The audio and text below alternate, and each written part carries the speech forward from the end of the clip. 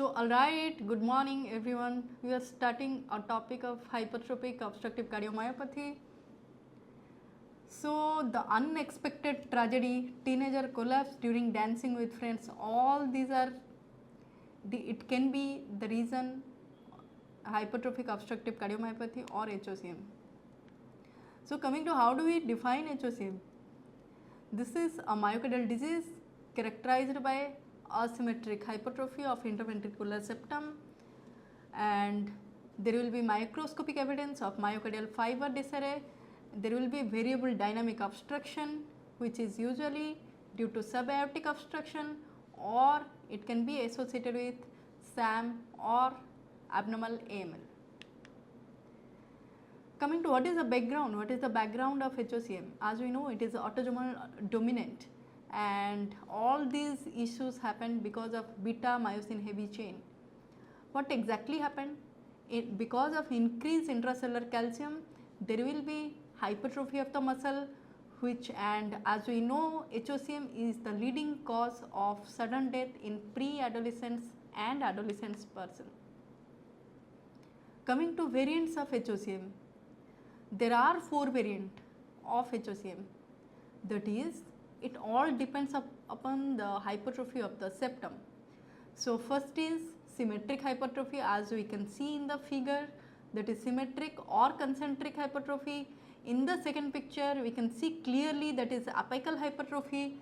In the third picture, we can see there is asymmetric septal hypertrophy with obstruction, and fourth picture is showing asymmetric hypertrophy without obstruction. So what exactly happened in the asymmetric hypertrophy with obstruction? Coming to third picture, there is the obstruction that is due to dynamic obstruction because of systolic anterior motion of mitral valve, and also why? Because of dynamic obstruction, and also it is associated with MR. So what exactly happened in the LV cavity in HOCM? In subaortic obstruction, the LV cavity will be small. In mid-ventricular obstruction, it will be dumbbell shaped and it will cause LV apical aneurysm. In the advanced disease, it will cause LV dilatation. Exactly, then coming to mitral valve. Mitral valve, as we know, it is a dynamic morphology and it will cause dynamic obstruction to left ventricular outflow tract, because there will be disproportionately elongated and thickened leaflet of AML, and the PML closes against the body of elongated AML at the junctional area. Okay, coming to what happened to the RV, LA and coronaries. As we know, there will be concentric LVH, even there will be concentric RVH. Why? Because of RVOTO, that is RV outflow tract obstruction, because of distorted interventricular septum. Also, there will be pulmonary hypertension due to long standing LVH. What happened to LA? LA will be dilated and thickened, and because of, as we know, because of SAM, there will be MR, and because of that LA also dilated and thickened. Coming to coronaries. Coronary, as we know, there will be prominent muscular bridging because of total systolic occlusion. There will be wall thickening and luminal narrowing of the septal branch. Coming to what is the pathophysiology? What is the pathophysiology of HOCM? There are 4 processes which will happen in HOCM, that is left ventricular outflow tract obstruction, diastolic dysfunction, myocardial ischemia and mitral regurgitation. So these 4 process. So exactly as we have discussed, that is diastolic dysfunction. Diastolic dysfunction, why? Because it is due to prolongation of isovolumetric relaxation and increased LV filling pressure. It leads to diastolic dysfunction, and also there will be poor compliance because of increased LV end diastolic pressure and LV end diastolic volume, which will cause endocardial ischemia. Coming to mitral regurgitation or SAM. What is SAM? Again, systolic anterior motion of leaflet. Why? This is again physics because of Bernoulli effect. What is Bernoulli effect? There will be dynamic pressure gradient across the LV outflow tract.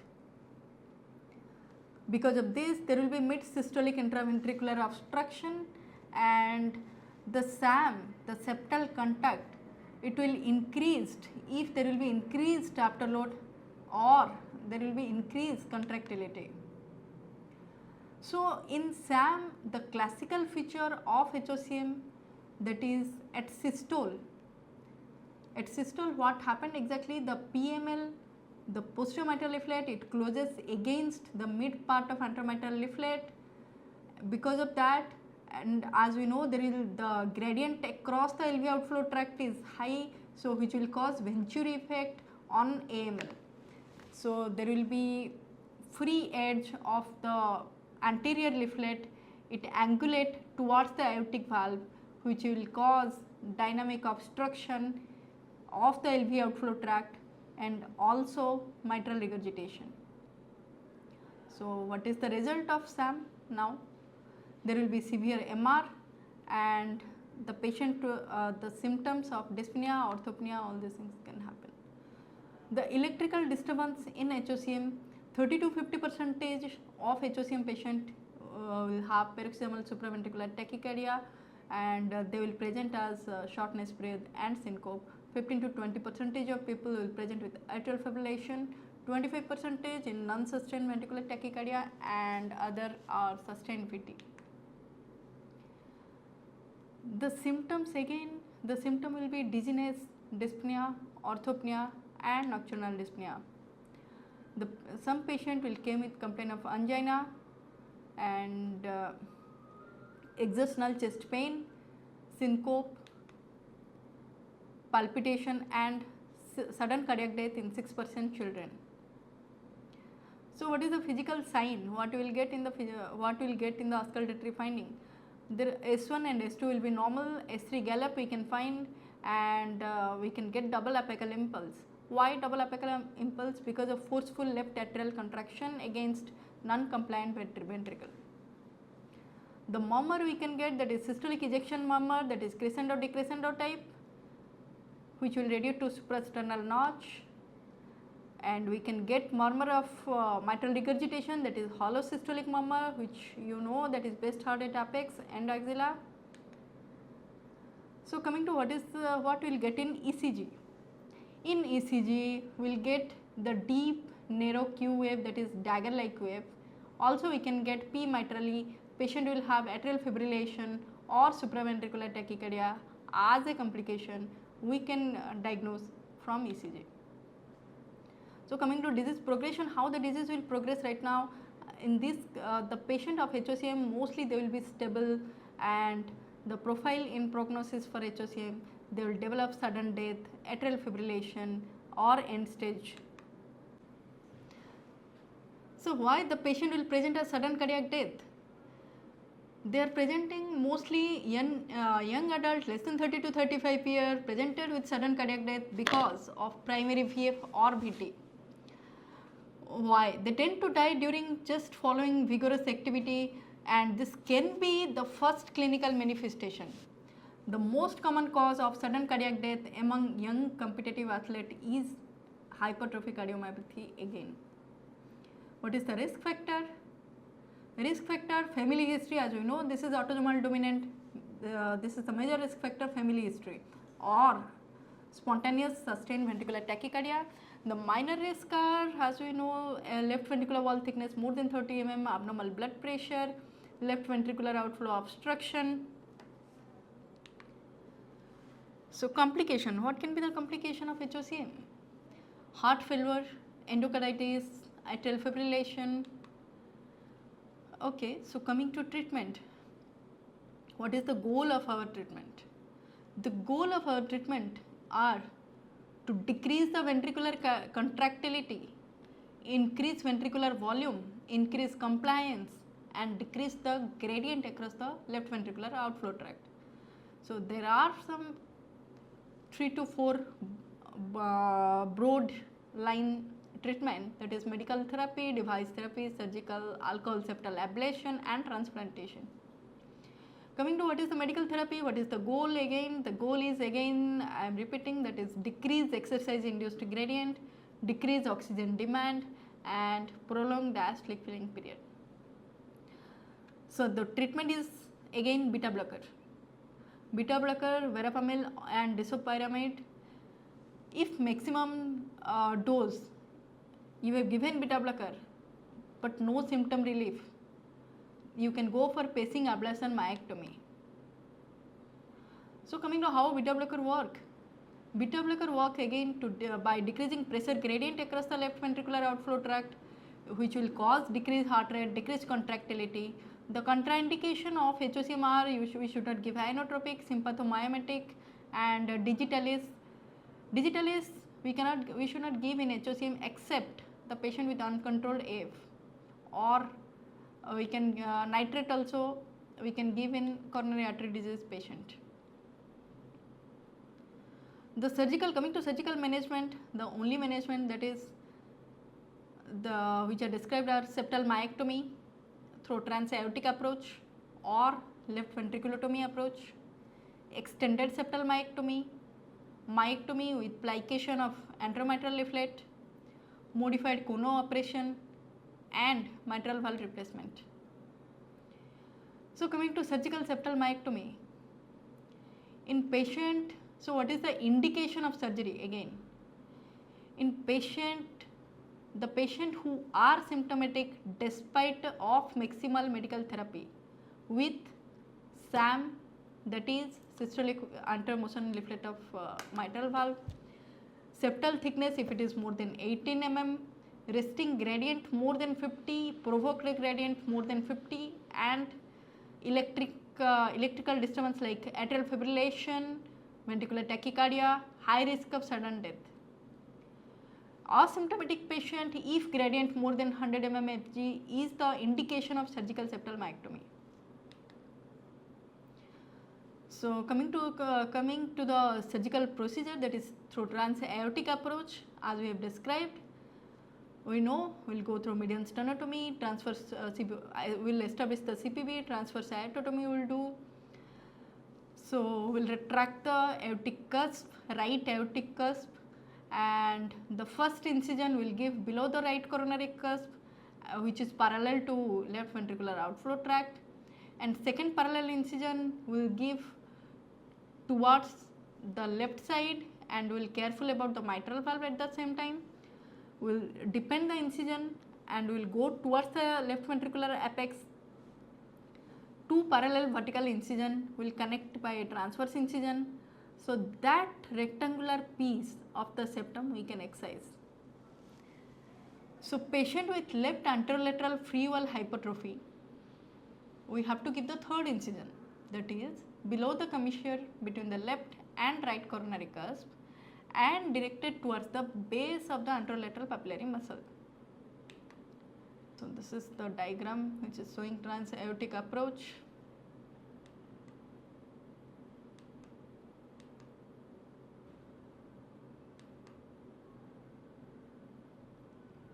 This is the adjunct to myectomy, we will see by TE. So after myectomy what we will see on TE? The thickness of the septum, the adequacy of myectomy, the MR was corrected or not, what is the gradient. If residual gradient is still more than 10 to 15 mm of mercury, then additional muscle resection is needed. What else we can do? That is, we can do extended myectomy with reconstruction of subvalvular apparatus.